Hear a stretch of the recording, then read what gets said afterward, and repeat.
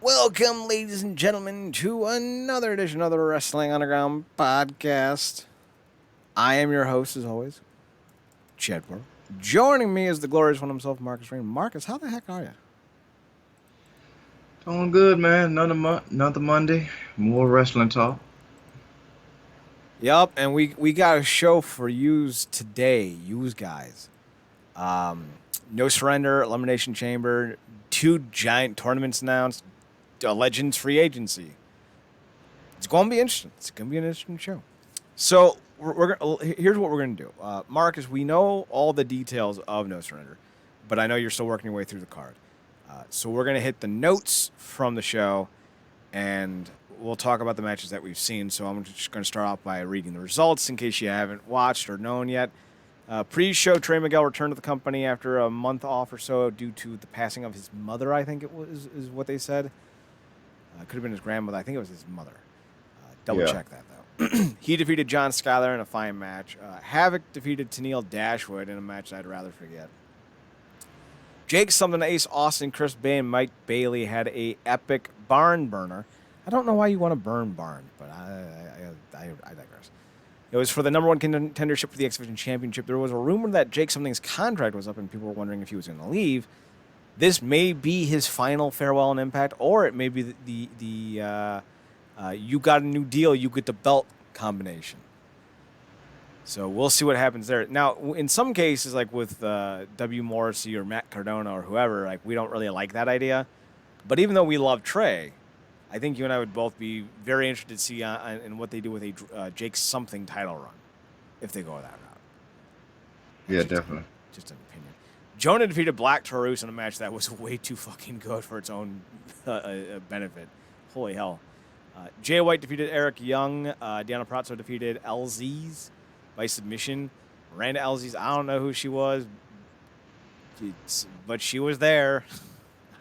I don't know if that was supposed to be Rachel Ellering or what, but Rachel Ellering is done with the company. I don't know if you heard that or not.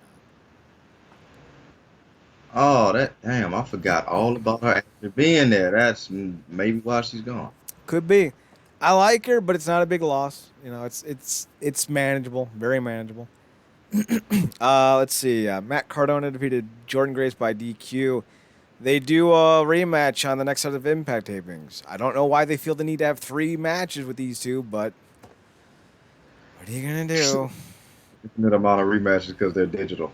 Oh God. Just copy paste, copy paste, copy paste. How about I throw all of you in the goddamn trash bin?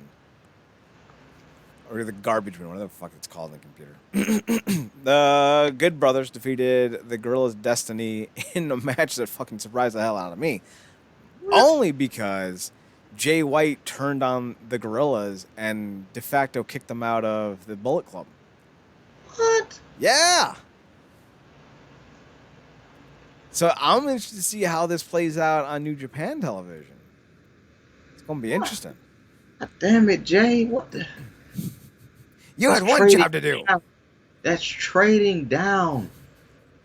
Yeah, sometimes people trade down.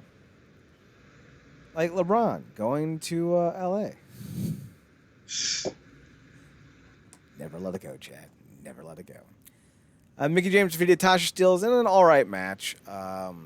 I got a lot of complaints about that one, mostly because I feel like so much of the shit we see in wrestling is like perfect opportunity for finishing moves, and it doesn't work. And like you don't even try. And it's like, why waste cool looking moves? I don't know. Who gets most of the credit here? Mickie, 100% Mickie. Mickie did a very cool Lou Thez press off the, I think it was the top rope, and like collided right with Tasha's chest, and like they landed perfectly. It was great looking. I don't even remember if she went for a pinfall. It's not what ended the match, though. And I was like, that's fucking stupid. It's like, why do cool moves if they don't finish the match? One of the reasons I was such a big fan of Booker T was he had 3 finishers. He had the Harlem Sidekick, the Harlem Axe Kick, and the Harlem Hangover, which is ironic because he's from Houston. And he won matches with all 3, and it was great. I don't know why people think that you only need one finisher. It wasn't as bad as the spam fest that Moose and Morrissey was. Moose hit 3 spears. Morrissey hit like 3 big boots and 2 BPE, TCT, DYD power bombs. What the fuck they're called? TCB, It's weird. TGIF. It's weird too, because when he first started doing it, he was doing a Kevin Nash-ish jackknife. Now it's like a struggle knife. I don't know. Yeah, that's fair. I'm not a big fan of the boots and the jeans either, but I don't mind Morrissey so much. I don't. I think he has value. I just don't see the value as a world title contender. Then again, like, they have no main event scene anymore. Like, Moose has no one to feud with. Like, half the guys they have are on open or short deals. The other half are mid-carders, like Matt Cardona. Okay, because you said Josh on his way out, huh? Yeah. Well, Josh is not signed currently, but that might be more to do with his visa issues than anything.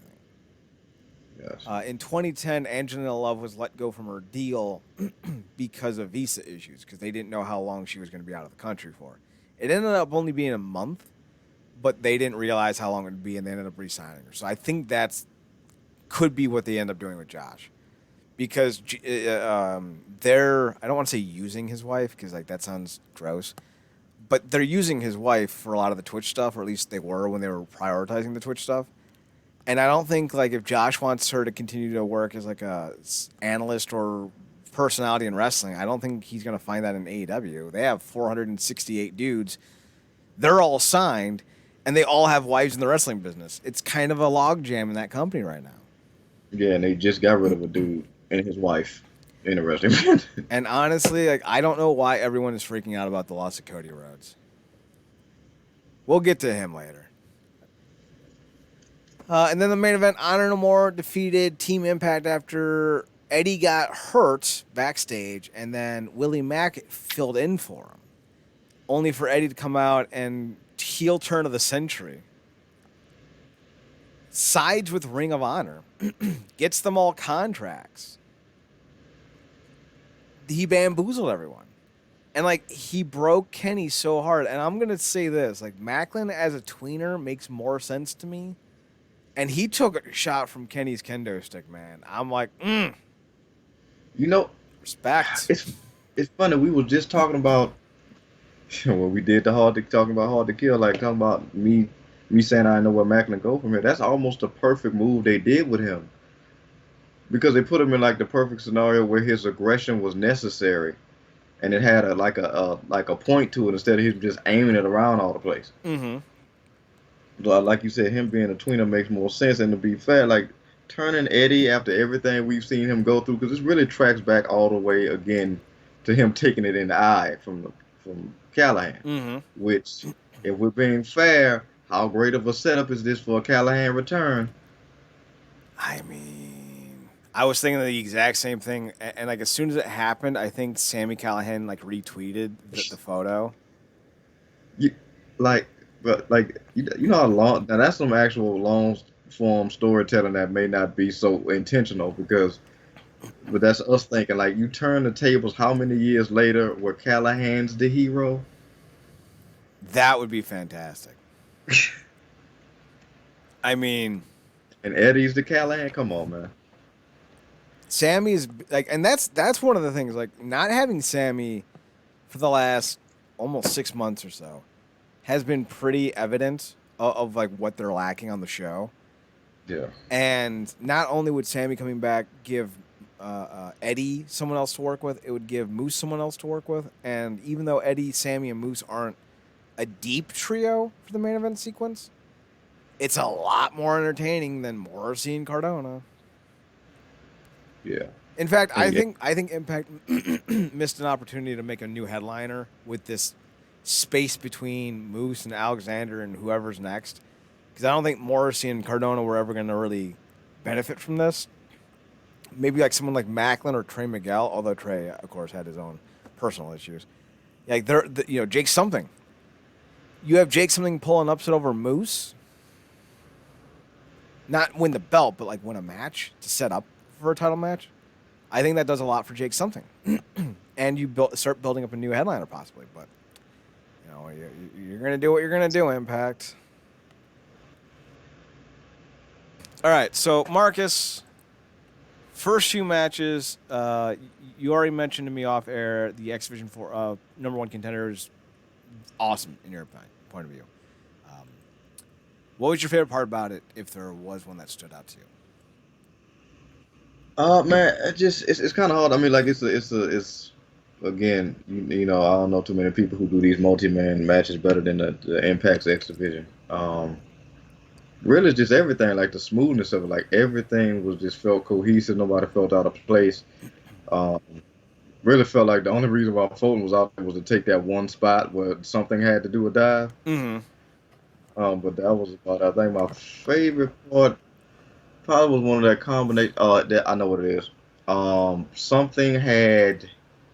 I think it was a speedball up for a power bomb, and then uh, Bay came and did a kick, Mm-hmm. and then like moon saw it off of him on the Austin. Like it was sick. So like it's definitely like you got to watch it all the way through, but it is a 100% highlight reel type of match, which the X Division thrives at. So you know. Heck of a great match. My favorite one was probably the Jonah Black Taurus match, only because of just how unexpected the whole thing was. Black Taurus is really good in the ring. Jonah's pretty good in the ring. Watching them together was fantastic, and I didn't know that these two were going to blend so well together. It wasn't a very long match, but these kind of hoss fights shouldn't be.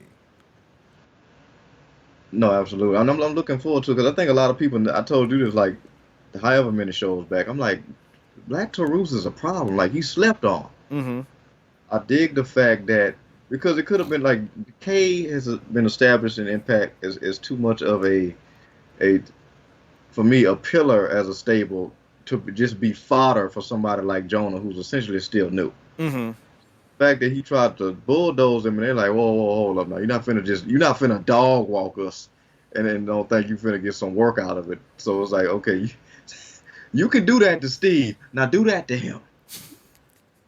And so I appreciated that because it's like you can knock us down, but we're not finna just be, you know what I'm saying, you ain't finna treat us like what's the name of what you call this group of 20 guys he just randomly picked up. And what? Goddamn Slater, not Myers. That group of guys. The learning tree. Yeah, the learning. Yeah, we ain't the learning tree, cuz like, we not the learn. You're not finna just be dog walking us as something to do on the show every week. So I appreciated that definitely, and also looking forward to the Jay White and EY match, and for no other reason just to see like how they mesh together. Mm-hmm. But yeah. So I would recommend that. The Girls of Destiny Good Brothers match had maybe the more like who would have thought that Jay White kicking out the Gorillas of Destiny from Bullet Club would have not been the biggest turn on a show. Props are due. But I think the match that surprised me the most in terms of like what was involved was definitely the Mickey and Tasha stuff because Mickey went crazy girl country on Tasha. She was seeing the ghost of Trish Stratus in the ring is all I'll say, Marcus. That might actually make me might endear me to her because she's just not been my flavor as a performer. No. Digger, lover, definitely a legend. But you know, I'm Tasha Steele's fan. Been the Tasha Steele's fan since she's been with Fire and Flavor. And like I said, under past regimes, Tasha probably would have fell to the wayside to the point of, you know, we'd be talking about her potentially being, you know, out of the company. But she's really stepped up since, you know, Kiera left. You know, and then get Savannah Evans by her side. That's been cool. So looking forward to see how she steps up against an actual Hall of Famer. Well, I'll say this.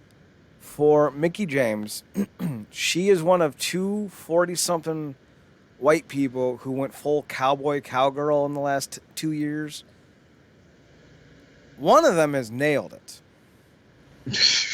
The other one is Mickie James. Brock Lesnar is one of the most entertaining sons of bitches in wrestling today. Mickey's just kind of Mickey. Although, Yeah, if they play off of like this match even more going forward, there might be something there. Because let's be honest, this was one of the more entertaining Mickie James matches in some time. I like that. 'Cause that, I mean, this could also be a good transition to get, and I get the narrative around that championship, but Grace is better than that. We need to get her back into the main women's situation, Or at the in very my least, opinion. the tag titles. Yeah, do something. Specifically now, I mean, obviously Ella Ring is gone, but it wouldn't be hard for her to fight. Come on, man, just throw Lish a bone, damn it. I will always be advocating for Lish, even though she's clearly gonna have her hands full trying to figure out what the freak's happening with her husband this week. But she went through enough when he was essentially tripping all those years back with Callahan and initially coming up with the whole Kenny persona and all that. But now she's gonna be trying to talk him off the ledge, and then that's gonna be a whole thing. Maybe they turn her too. Who knows? That'll be something for her to do. Evilish. I wouldn't mind that. Evilicious. Evilicious. I love it. And she comes out with a little evil New Japan doll. Oh, that. No, even better, like one of those wrestling buddies from the 90s, only it's evil. Oh. And she brings out the evil. She has us, like OUS, on her shirt, and she's announced as Evilish. Yeah, Ah, it we're writes going itself. back to we're going back to your cowboy point. Like, this is the one Brock run where like all his highlights ain't gonna have nothing to do with his killing people in the ring. No, and that's fine. It's gonna be like you know how the tweet gonna go like in like 2 or 3 years, like Brock Lesnar was a fashion icon in 2021 and 2022, but y'all ain't ready for that conversation. I'll say that now. He's a fashion icon right now. Y'all ain't man. ready for that. Oh, There's some man. truth that people just are not ready to accept. Let's speak about the Bork laser. Brock is 44, I think. Let's see. Brock is 44. He's turning 45 this year. I've never seen him have more fun before in his life. And he used to beat people up for money. So that gives you an idea. I did not see the Elimination Chamber. I do not care to watch blood money shows. Just throwing that one out there. Apparently, none of the matches were very good, which is fine by me because I don't give a shit. Here's the results. Ray defeated The Miz. The Miz storyline set up the return of Jake Paul or Logan Paul or one of them. I'm white. I can't tell them apart. That's Welcome to the Marcus's club. gimmick. No, it's your turn. Welcome to my world, Yost.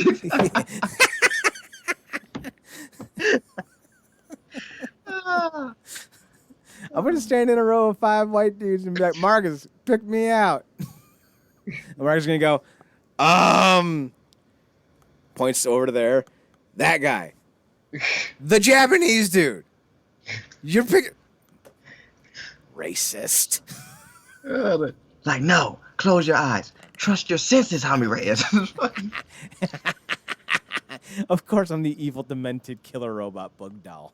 Yeah, that makes sense. That tracks.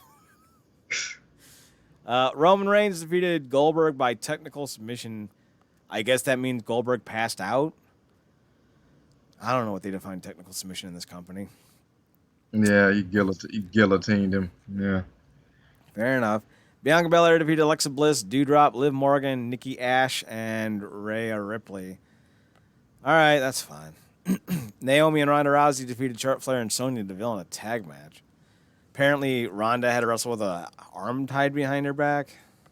Yeah, she mentioned it in an interview. Frickin' Deville was like, that's a brilliant idea. Let's add that stipulation. And Naomi had the thankless job of carrying the match. And at WrestleMania, it's going to be Ronda and Charlotte, and Naomi's not going to be on the card. That seems like some real fucked up justice. Drew McIntyre defeated Madcap Moss after Drew nearly killed him. To think Drew went from main eventing WrestleMania and defeating Brock Lesnar 2 years ago to being in a feud with Baron Corbin for WrestleMania. That'd be great. Becky Lynch defeated Lita by pinfall in a match that I can only assume was ugh. Like I said, Lita wasn't athletic when she was healthy, young, and in her prime. She's now had, I think, neck surgery at least once. a neck fusion. She's in her mid-40s. She hasn't really been all that active in 20 years, 16 years. I don't know what people were expecting. Like, it wasn't like Lita was going to turn back the clock. She's not Cher. She can't turn back time. No matter how they tried to sell it on commentary, it's like, bruh, this nobody saw Lynch losing going into this. It just stopped. Talking about Lynch escaped. Rick, stop. No. Maybe with her life because, botchy Lita. Then we had the Viking Raiders. I didn't know they were actually active at the moment. So, like, that was interesting. They and the Usos went to a no contest after the Usos jumped them to start the match. Usos, like, we only do these type of matches with the New Day, and we run that into the ground. So we go jump you before the match. Although I do think they could have had a killer showing because we already know the War Machine puts in work. Yes, they do. Hanson and Rowe are quite good at what they do. Then in the main event, Bobby Lashley, AJ Styles, Austin Theory, Matt Riddle, and Seth freaking Rollins, because that's his whole name now. Riddle lost his first name. Seth gained a middle one. I don't know. It just doesn't seem fair. Although Matt Riddle's a piece of shit, so who cares? Like, I know this ain't a legitimate narrative, and I usually don't go to the race stuff. But how Brock is inadvertently taking titles off black people is hilarious. So, Brock, what do you want to do this week? I don't know, man. I'm thinking about going home. It's just I'm not really all that interested. Hey, Big E's got the title. You know what? I think I'll wrestle tonight. Put me against Big E. Vince, I'm 44, man. I'm getting up there. I think I'm ready to retire. Bobby Lashley walks by. Bobby's the champion, yeah. You know what? I think I'll wrestle tonight. Hey, Bobby. He yells at his son, "Boy, hand me my Thanksgiving sweater." Boy, my sweater. Why in God's green earth are we not calling him God of Rock Brock Lesnar? The suplex god. The Godplex Brock Lesnar. Oh, come on. Man. Oh, man. I don't know if they got it in 2K22, but in 23, they need to have it as an option to, like, and maybe they already have it where the people can come out in different, like, jackets and stuff. That needs to be a thing for Brock, like a specialty edition pack, because you know the hustle. Mm-hmm. Like, because you purchase early and you get the special Brock Lesnar jacket pack. You get the special God of War Brock Lesnar patch. Did you ever imagine Brock Lesnar at the God of War? You haven't? Well, I mean, that's literally his gimmick, so here it is in 2K. Have fun. Oh, man. So, Bobby's shoulder got messed up in his match with Brock. That sucks. He's going to be out for 4 months. AJ Styles is old as shit and no one cares about him. He completely ran his last, what is it, 6 years now he's been in this damn company? God, he's boring as shit these days. Austin Theory, I don't know what the fuck he's doing. Matt Riddle, I don't know, fuck him. And Seth Rollins, I don't rock with the Nazi fuckers. Just throwing that one out there. So Brock was the de facto obvious choice to win this. But here's the best part. This is the whole reason why we're talking about this show. Brock had the highlight of the night when he punched his way through the pod. But Marcus, would you like a fun fact? Give it to me. Brock punching his way through the pod was not a planned spot. Apparently, Brock just said, fuck it, punched his way through plexiglass and got involved. And then it came out on Raw in a Christmas sweater in February. You can tell it wasn't planned too when you go back and watch it. He punched it, like went back to looking forward, looked back over like, oh shit, it's a hole. Let me go at it. Well, you can tell they it wasn't planned because they didn't, have a camera ready for it. Because usually with these planned spots, like they have a camera right in front of, like, I'm ready to watch. But no, Brock just kind of punched his way through and then started throwing people around. I loved it. I don't know if the Bobby Lashley spot was planned now. Like, I think they expected him to come in and lose, like get pinned. But he got, who was it? Seth Rollins threw Austin Theory into him, I think is what it was. He got somebody got power bombed into the plexiglass and freaking Lashley went down like a tree. Yeah, I think that exacerbated whatever shoulder injury he currently has, and I think that's why Brock then called an audible and punched his way through. That would be my guess. Because like Brock is crazy. Yeah. If you told me Brock Lesnar gives random men AK-47s, grenade launchers, and bear mace, takes off his shirt and says, "Now that you're ready, start running because I'm gonna start hunting." And the guy will be like, "But don't you have any weapons?" And he's like, "I'm Brock fucking Lesnar. I am the weapon." And then he hunts and kills men who are like highly armed. Like, yeah, I believe that. I believe that. 100% I believe that. If you told me Brock Lesnar punched bears for fun, yeah, that tracks. Yeah, if they did a whole movie with Brock Lesnar against that Revenant Bear, I'd watch it. Brock Lesnar did cameo work for the Revenant. He played the bear. And he actually killed Leonardo DiCaprio on 3 separate occasions. They had to keep reviving him. And then they're like, "Brock, we can't revive him a 4th time. We're just going to have to digitally impose a bear into this." And Brock just decided to destroy the set, and that's how the Revenant was made. Fun factoids. So yeah, Brock Lesnar, my favorite wrestler of 2022, confirmed. So the other big news is that coming out of the show, Bill Goldberg, I'm granted technically he's been a free agent for a very long time, but this is the first time it feels like he's actively entering into the idea of free agency. He's 53, I think. Let me double check. He might be 56. He might be 58. He's 55. I knew he was somewhere in there. And like normally I'd be like, yeah, that's pretty old. But Sting's wrestling matches at 62. Vince McMahon allegedly wants to have a comeback match in his 70s. Ric Flair still hasn't, completely ruled out the idea of retirement. And he's 69 or 70 or 72. So, like, yeah, Goldberg is a hot free agent at 55 in 2022. That makes sense. I'm not surprised. The question, though, is, Marcus, do you want to see Bill Goldberg anywhere else? Or even in the WWE still? And if so, where? I don't know, man. I don't, because it sounded like this was gonna be kind of it for him. Mm-hmm. But I think, like you said, the man's not dumb.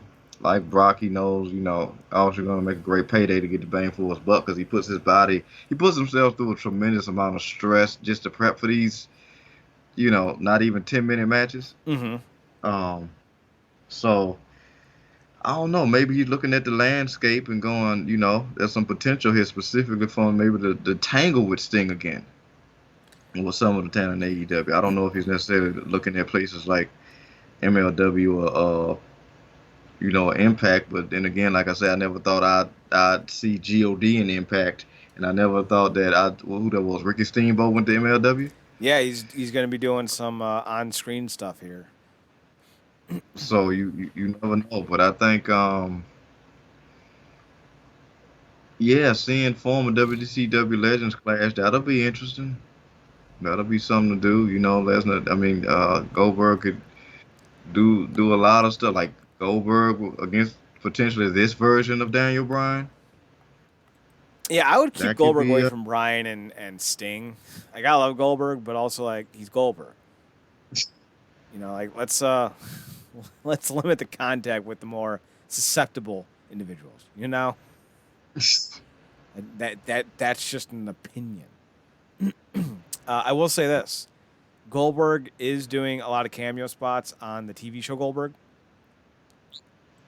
and I don't know if they're going to get another season because they've been around for 11 years, 10 seasons, I think.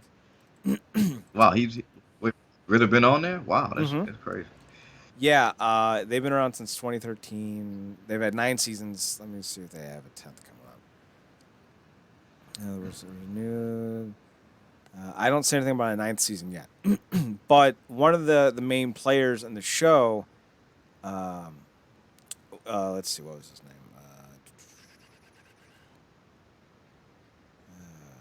He was one of the coaches.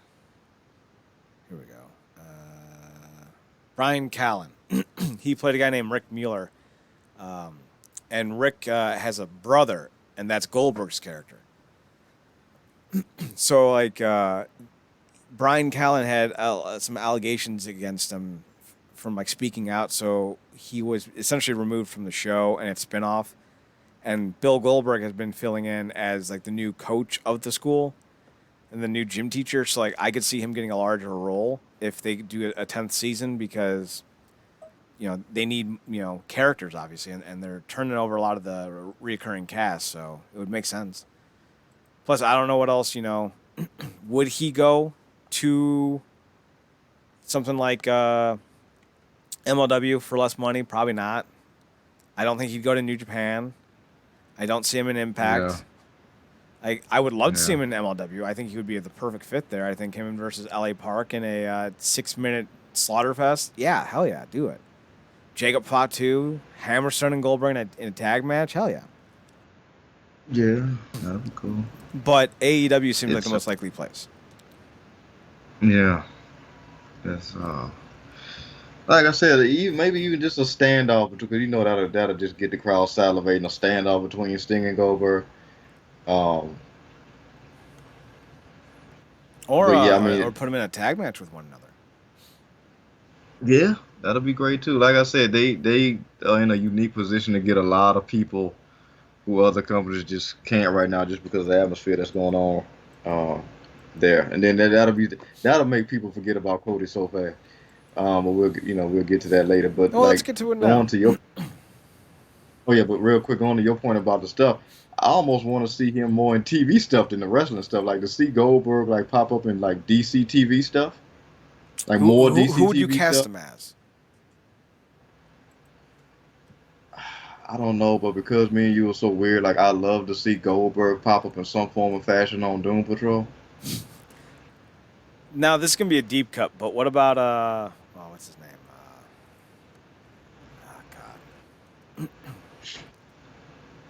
God. He's like a meta bug character.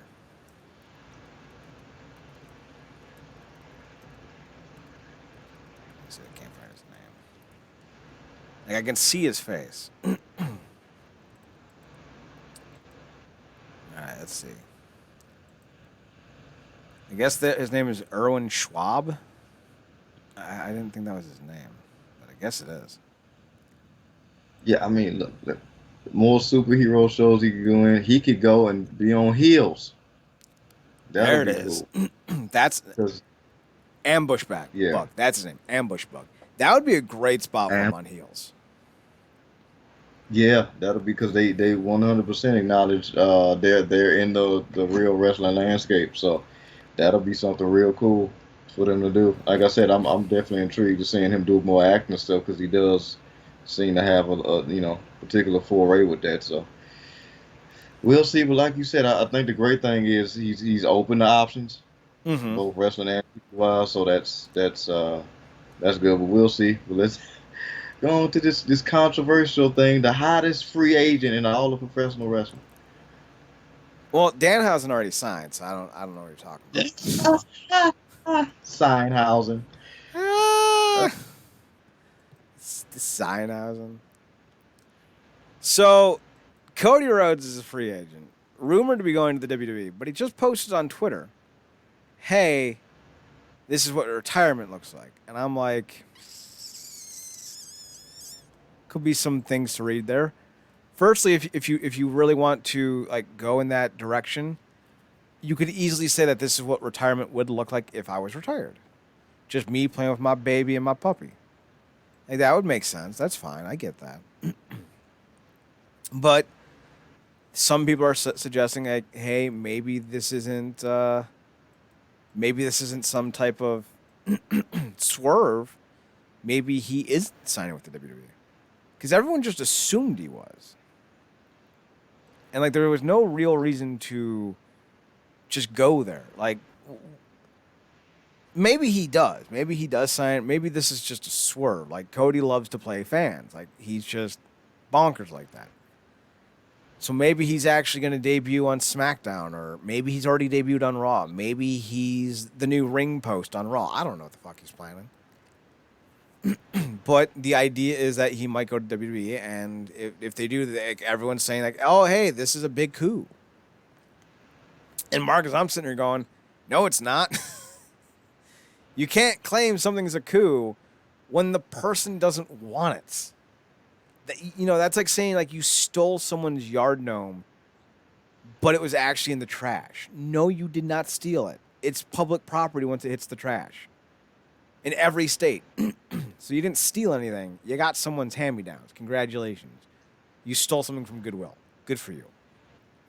Cody did not resign because apparently he didn't like the fact that he didn't have any creative control anymore. He didn't like the fact that his contract wasn't going to be as robust as it once was. He didn't like the fact that more than likely he was going to lose his status as an EVP. And the reason why all that was happening is because he's not very good at his job. Like, apparently, Cody had some pretty out there ideas for AEW. I don't know any of them of what they are at the moment. But I've heard that apparently he had a very drastically different vision for AEW than the Bucks and Kenny Omega did. And the Bucks and Kenny Omega do some stupid shit. So it makes me think that his shit was even stupider. And as a performer, sure, he's good. I've sang the praise of Cody Rhodes for a lot of years. When he left in, what was it, 2016, 2015, I was very excited about what he was going to do next. But then he signed with AEW, and outside of his first feud, his first tag match and match with Dustin Rhodes, I wouldn't say that anything he did in AEW was really all that impressive or memorable. I know a lot of people like to overplay his significance and his impact and his storylines, but a lot of the stuff he did was just trash. And a lot of it, I think, had to do with the fact that he was dead set on being the star, but he did everything wrong. He gave himself a goofy-ass tattoo. He dyed his hair blonde. He started dressing in suits. Like, he started doing everything that we didn't want him to do.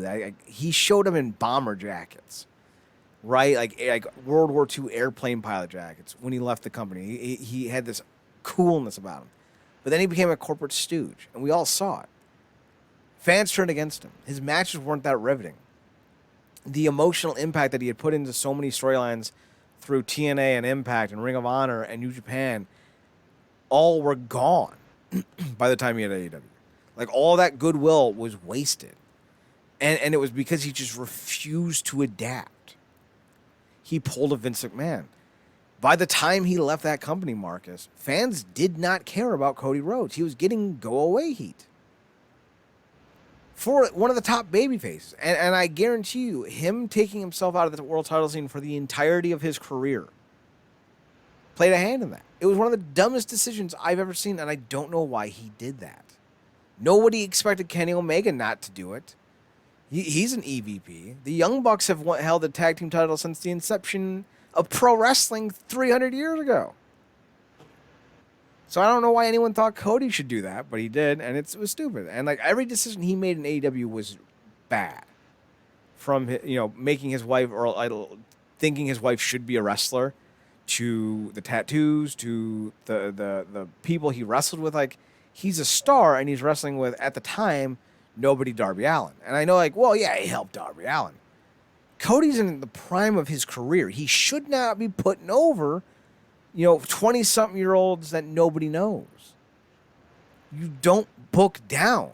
Look at the UFC. Marcus, do you think they're going to throw Francis Ngannou? Well, they're not going to throw Francis Ngannou at anyone because they hate him. But do you think they're going to throw Israel Adesanya against, some 20th ranked, middleweight? No! They're only going to throw Izzy against guys that draw money because they need Izzy to draw money. So why they would do so many minor, middling feuds with Cody is bonkers. And I always go, I want to help wrestling. Wrestling's about making money. I don't need you to be altruistic. I need you to be good at your job. And Cody was not good at his job. And now Cody does not have a job. And if he wants to retire or go to WWE, which is basically the same thing, one's going to destroy your legacy, one's not. Let you pick which one is which. Go ahead and do it. Like, fine. But let's not sit here and pretend that this is on the same level as, losing Hulk Hogan if you're the AWA or AJ Styles if you're TNA Circa 2014. It's not the same thing. Cody did not make that company. Tony Khan runs the company. Cody's not even the top 10 in the most popular wrestlers. CM Punk, Bryan Danielson. I'm gonna say it as jokingly, but it's true. Danhausen. So many more guys exist that have more credibility, more notoriety, more name value, more popularity than Cody. He allowed himself to get lapped by the newer stars. He only has himself to blame. He destroyed his own Yeah, significance and importance in that company. yeah, it's interesting because I think maybe the idea was obviously him taking himself out of the main title picture would kind of cut off the whole thing. Oh, he booked himself as being a champion and that whole scuttlebutt. And maybe would also backed him into a corner for him to be far more creative since that was just something he wasn't gonna be able to touch. But what it ended up doing, unfortunately, was he was in like either a bunch of stuff that just sucked that he shouldn't have been in, or it got repetitive with the whole TNT title thing. And then it got to a point where he kept leaving and then trying to make his returns bigger each time, and then it ended up being diminishing with each return. And then I think it got to the point where it was like, he did the Go Big show and then some other stuff, and then that probably was more entertaining for him because of, I guess, the creativity in it as opposed to what he was doing in the company. So on top of the fact, like you said, he got an old school mindset. I think his mindset, um, and tell me what you think about this. His mindset kind of is kin more to like the NWA type of style, as opposed to like I feel like you said, like Omega and the Bucks would do something readily like the what that was the Stadium Stampede thing they Mm-hmm. did, and then like Cody, I guess the most in the middle thing Cody will do between old school and new school will be the ladder match he had with Guevara, but that's about it. I think the idea of him being in like more of an NWA style, I think is pretty apropos. I don't know. Let me see if I can't find anything about this. Cody Rhodes AEW ideas. When it comes to like his style fit better in NWA just as an in-ring performer.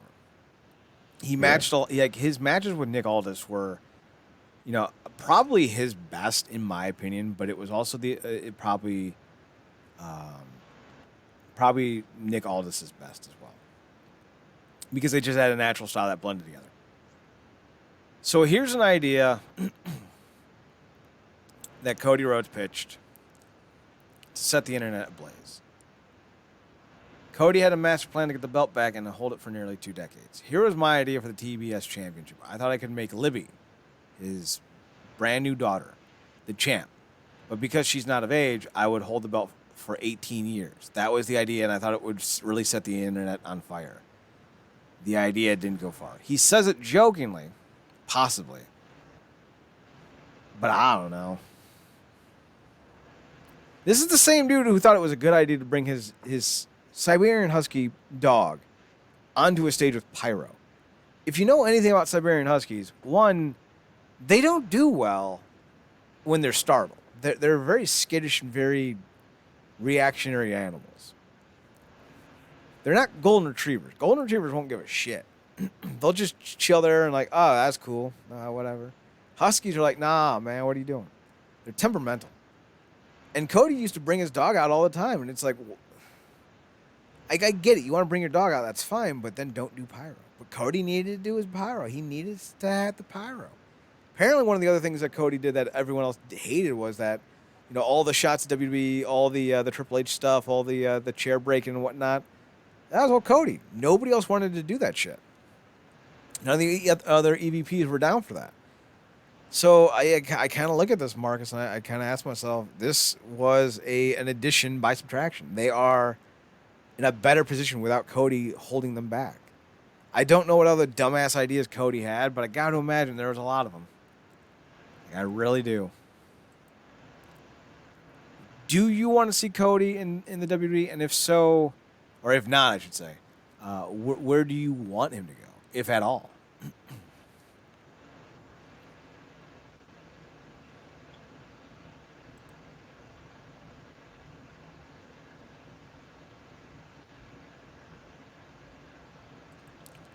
You there, Marcus? Yeah, okay, sorry, technical issue. But yeah, yeah, it's like I said, it's the whole loss thing. It kind of reminds me of like again that horrific shot of Dixie being dragged by Hawk as he's walking away out of Impact.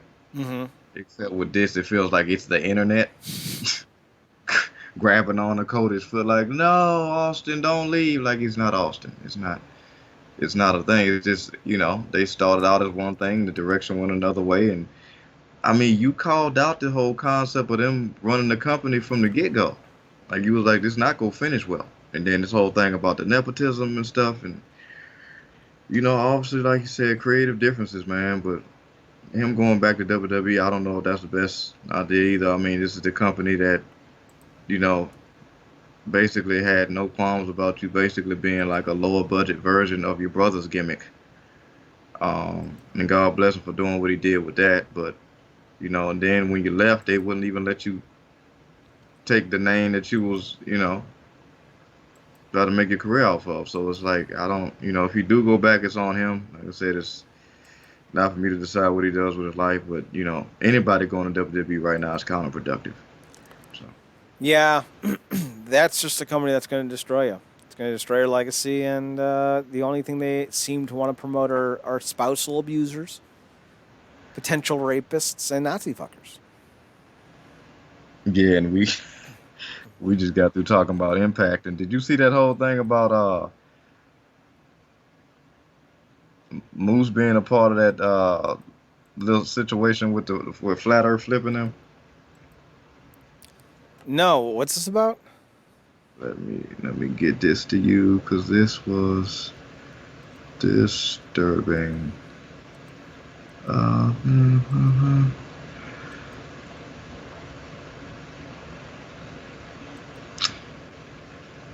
All right.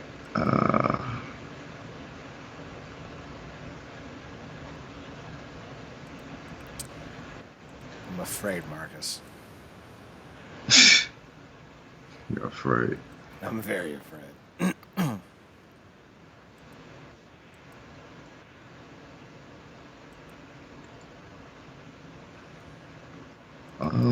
And yeah. Come on, Twitter.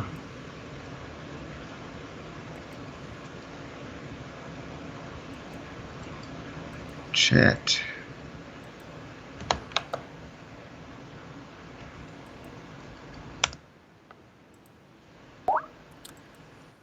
All right, let's see what this is about.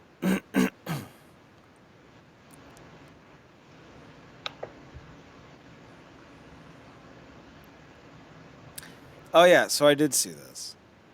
Gotcha. I thought you said Moose was involved. So this is, yeah, it's terrible. This is a fucking terrible idea.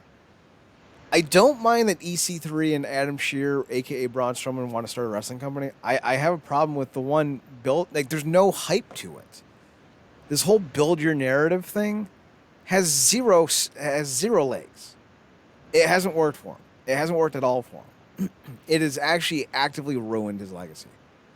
EC3, when he was released by the WWE, was one of the most in-demand ideas because we all saw what he could do in Impact. But now he's going to be fucking trying to be like a conspiracy theorist nut or whatever the hell they're doing. And Adam Shear's going to be a part of it. I don't know. Sounds stupid. Some wrestling endorsements for Control Your Narrative on EC3's Instagram.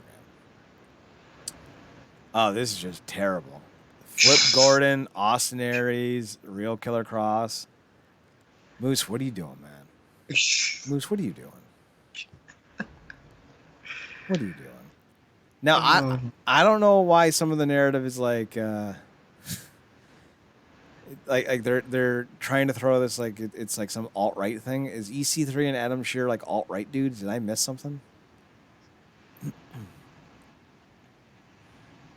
I do not know. I just know you can't trust nothing when it comes to Strowman because he wants to be a part of the boys and then shit on the boys for not being one of the better paid boys. Like this is the wrong crowd to be a part of.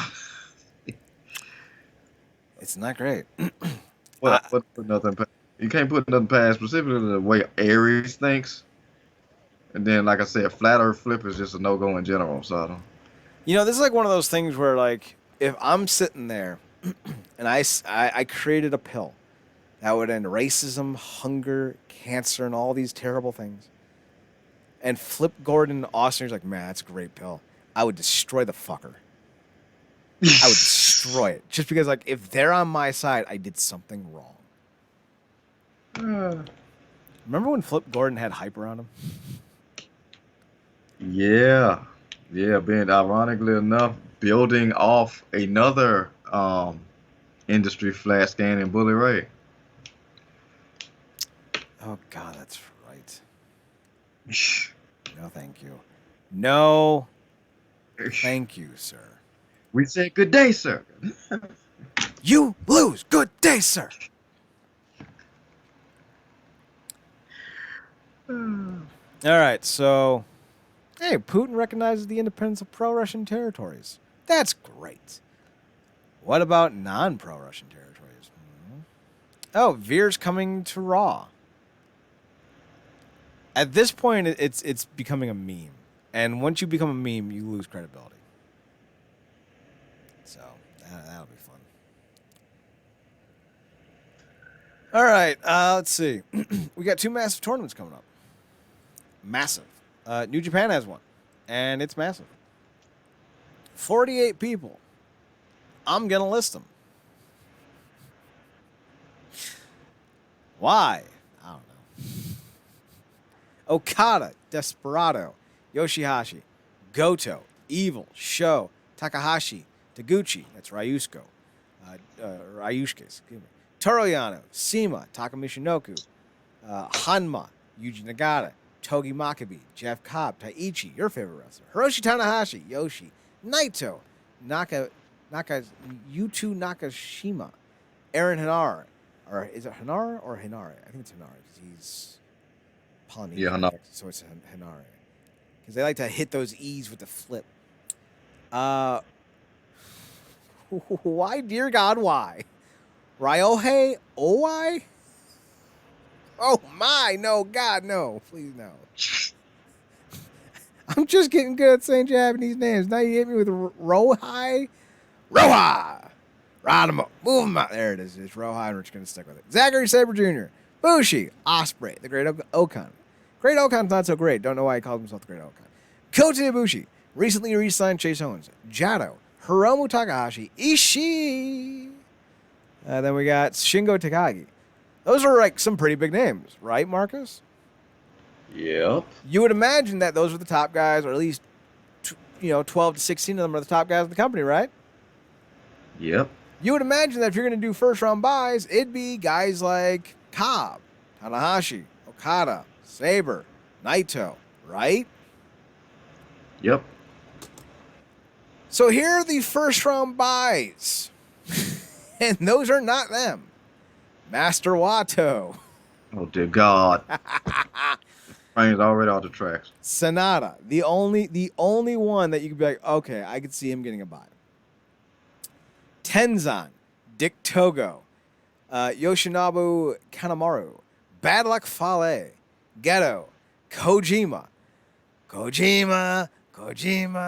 Lariat, I'm just fucking with you. Koshi Fujita, Taiji Ishimori, Doki, El Phantasmo, Tamatonga, Tongaloa, Tiger Mask, and Minoru Suzuki. I mean, I get Sonata and Suzuki getting first-round buys because, you should give the top stars first-round buys. It just makes sense.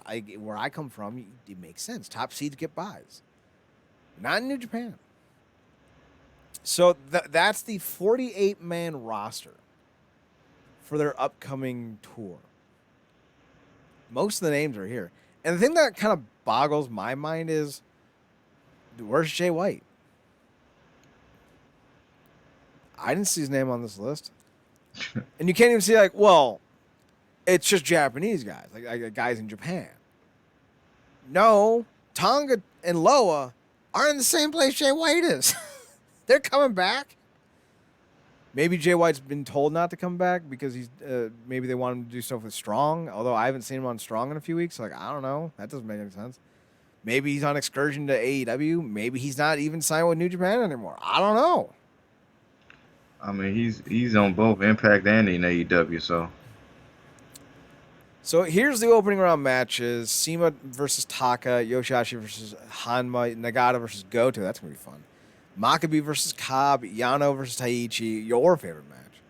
Yo versus Tanahashi, Naito versus Takahashi, Okada versus Desperado. Then we have Hinare versus Nakashima, Sabre versus Oi, Rohai, Bushi versus Ospreay, Ibushi versus Okan, Owens versus Jado, Taguchi versus Evil, Takahashi versus Sho, Ishii versus Shingo, and then you got the TBDs. Starts March. What is it? March 1st. Starts March 2nd, and it goes until March 26th. No, I'm sorry, March 27th. So tune in for that. Marcus, are you gonna watch the tournaments? Probably got to cherry pick this one because, like you said, that's 40 some odd names. Yo, I might be there for like 10, 15 of them. So, I don't blame you. We have a second tournament to talk about. It's March Madness apparently, and wrestling's getting in on it. This is the Crockett Cup. This doesn't have 48 men. It has 32. oh, the drop. Right? Thankfully, though, it's a 16-team tournament, not a 48-man tournament, so it's significantly lighter. Loud Rebellion, Bestia 666, and Mecha Wolf. They're the number 1 seed. Number 2 seed is the Briscoe Brothers. Number 3 seed is the Fixers, Jay Bradley and Wrecking Ball. The 4 seed is British Invasion minus Nick Aldis. Nick Aldis is going to be in the title match versus Matt Cardona at the Crockett Cup event, so that's why he's not involved. The 5th seed is Strictly Business, Adonis and Latimer. The 6th seed is Matthew Mims and the Pope. The 7th seed is Aaron Stevens and J.R. Kratos. The 8th seed is The End, my pick, Otis and Perro. Number 9 is Hawks Uri. That's Luke and PJ Hawks, father and son. The 10th seed is the Dirty Sexy Boys, which is Fandango going as Dirty Dango, which is just a great fucking name. And JTG. The 11s are the Cardonas, which is Mike Knox and VSK. 12 is Gold Rush, which is Marche Rocket and Jordan Clearwater. 13 is The Ill Begotten, which apparently has a few people to pick from. It's Alex Taylor, Captain Yuma, Jeremy Plunkett, and or Rush Freeman. The 14th seed is the OGK, Matt Taven and Mike Bennett. I feel like that's just an embarrassing low stat for them. 15 and 16 seeds are to be determined. Now, this is not for the NWA World Tag Team Championships, but it will be for the Crockett Cup Championship. So, all other matches on the day 1 and day 2 events, because it's going to be a day 2 series. Cardona's taking on Aldis for the NWA World Championship. And then in the other day 2, I believe this will be the main event. It's a 4-way vacant match for the NWA World Junior Heavyweight Championship with Austin Aries versus Homicide versus Darius Lockhart versus Colby Carino in a ladder match. Wait, no, not a ladder match. Not a ladder match. It's just a 4-way match. My bad. So, I'm more interested in the Crockett Cup than I am the 48-man tournament. But You took the words right out of my mouth, man. And all respect to New Japan because they always put on quality shows. But again, if I'm only interested in maybe 10 or 15 names out of a 48-man pool, kind of not that all too different from how I feel about some of AEW's roster. Like I don't care about a lot of the guys that's on there. But yeah, the Crockett Cup down so I'm more interested. I can appreciate tag team wrestling more. Because it really is, comes down to a bit of a science. I think some of those combinations are interesting. And the fact that, it doesn't necessarily, like you said, need to be for the title. The Crockett Cup is prestigious in itself. So, they do pretty good with these tournaments. I mean, when they did it, the first one some years back, that was always some good stuff. So I'm definitely, like you said, looking more forward to that. Well, like I said, cherry pick, the other one because it's New Japan always usually has some interesting tournaments, but the Crockett Cup is definitely something that I think gets slept on. Yeah, I'm looking forward to seeing what we can do with it. I think it's gonna be a lot of fun. I like tag team wrestling. I like tournaments. So like, Yep. I'm on board for both. But we'll see how it turns out because some of these names are not names that I care much about. And if you could have guys like La Rebellion and the Briscoe Boys going deep, I don't know. I'm not gonna really care all that much. Yeah, and it sucks when you got performers that can go, but it's like I'm sorry, the minute you say Aries or somebody else, it takes me out of it. Mm-hmm. And like the thing is, like Aries used to have so much credibility. So much. Oh, jeez! Way to kill everything about yourself. Speaking of killing, have you seen the new Texas Chainsaw Massacre movie? No, I've heard nothing but unfortunate poor things about it though. Well, I'll put it to you like this: it's not any worse than any other film in the franchise. Oh, well, let me ask you: is it worse than the last Halloween? Oh God, no! Because the last Halloween had so much potential. Yeah. Like that whole scene when Myers comes out and kills all the firefighters. I'm like, that's so well shot. Like I'm not Oh a yeah, it horror was movie master, but like God, that's cool. And then they fucked the rest of the it movie. was amazing but stupid, and it set the tone for the stupidity of the rest of the movie. Because I'm like, you see what he's doing. The minute he mauls down three of my comrades that had um hands down.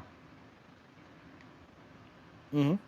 That's just me though. Like I just but again, I mean, but again, that was a great shot, great thing, and I think that proceeded or that followed the flashback with Loomis in them. I think so. I think it Um, really all comes down to what do you like in your horror movies. I like more zany horror films, like The Babysitter. Like that was a great fucking horror movie. I loved it. It was so dumb, cheesy, corny. I loved it. I liked, like thinking about it after about a week or so. I really did like the Resident Evil reboot. It wasn't perfect, and there was a lot to be desired, but it was well shot. It had a great ambiance, great theme. yeah. Like it was solid. Like it wasn't well written. Like the dialogue wasn't great, but the performances were solid.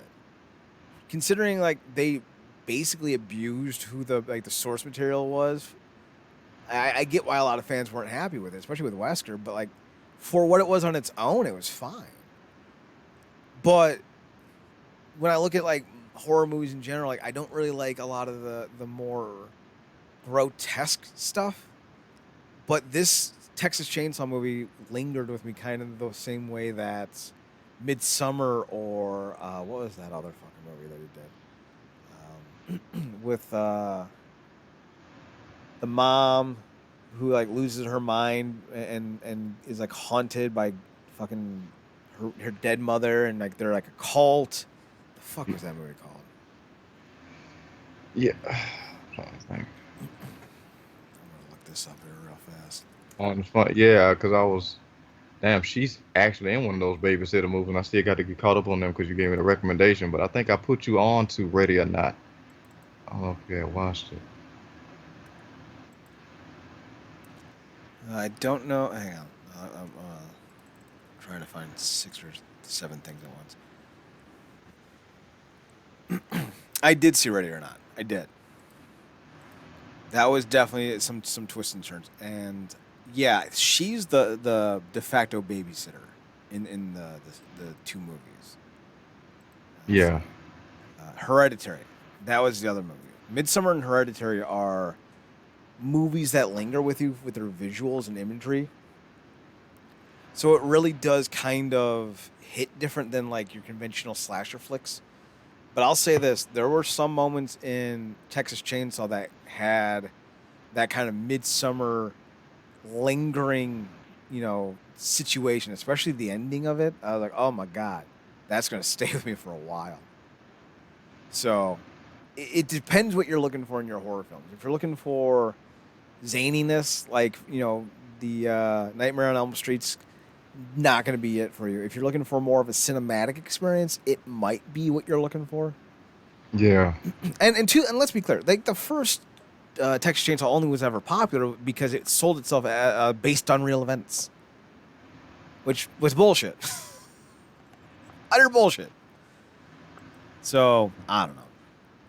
Any recommendations for you this week? Actually, looking at what was the movie with the San Andreas. Not the film. I'm just looking for actors. I'm not. That's a disaster porn movie. But a Wait, movie you. which film? No, I was looking for the actors. Carla Gugino. She was in this movie, and I don't know if you checked it out. Called. Come on, give me her thing. Give me her thing. Uh,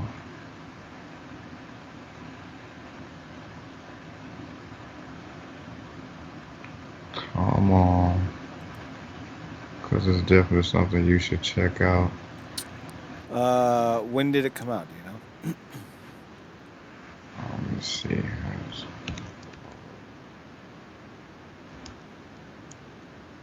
Year escapes me right now. It's called Gerald's Game. Okay. 2017. You get a chance, check this out. It's real good, and it's by Stephen King. Actually, it's based on a Stephen King novel. It's good. You get a chance, check it out. She has to put in. She basically puts the whole movie on the back because it's all her, for the most part. But yeah, that's definitely like a psychological horror thriller. I actually liked her a lot. She was in a show called Californication for a few episodes, and she was really good in it. So I'll have to check this out. I like psychological thrillers, so yeah, this could be alright. Yeah, but I'll look into that. Yeah, I'll check out the new Chainsaw because the trailer did actually look really good.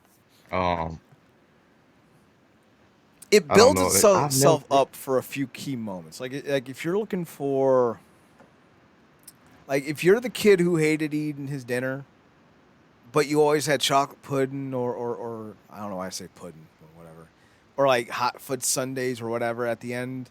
So like you ate all your shit just to get to the dessert. If you're that kind of movie viewer, this is your movie. You will sit through some stuff, but the rewards and payoffs are fantastic.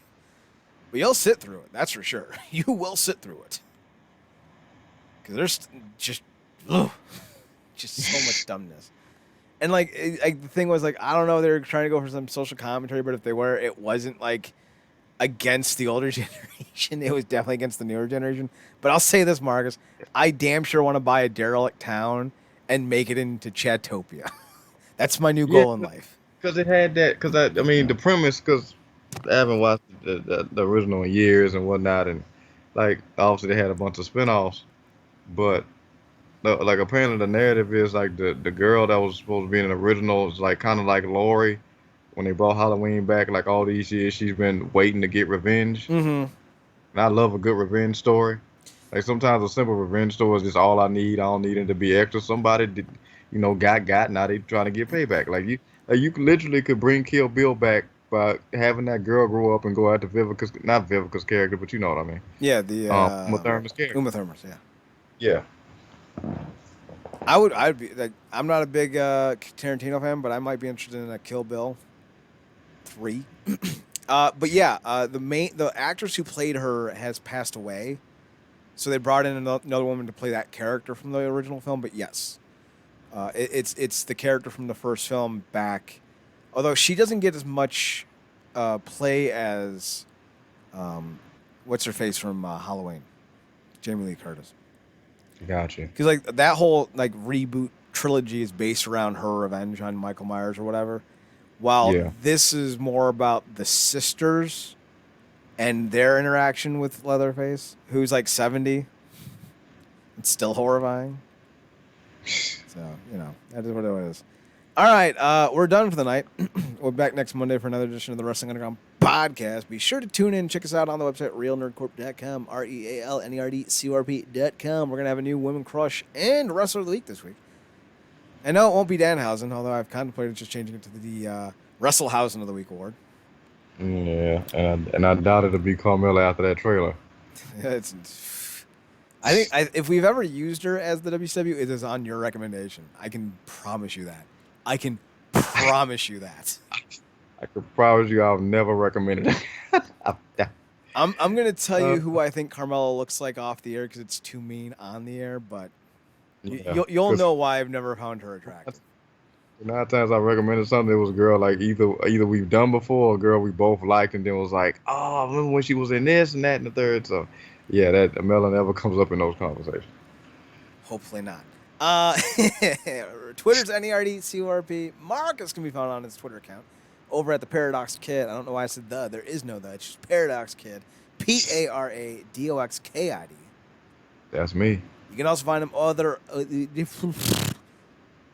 words. You can also find him on his other podcast, The True Brandy Show, over on Twitter at TRUEPENNYSHOW. Be sure to check out The True Brandy Show on Twitter for links to their show. I'm on Twitter as well at Chad Nerdcorp, CHEDNERDCORP, and on the Instagram at Chad's Photo Hut. Be sure to check me out over down there. We'll be back next Monday for another edition. Thanks for tuning in. Thanks for checking us out. Thanks for giving us a chance. I almost forgot a whole rundown spiel. I figured it out, though. I'm back on the saddle. Be sure to tune in and all that goodness. We're done. Remember to watch more wrestling. I fucked up the flow, and that's what happens. Marcus, take us home. Good night, me.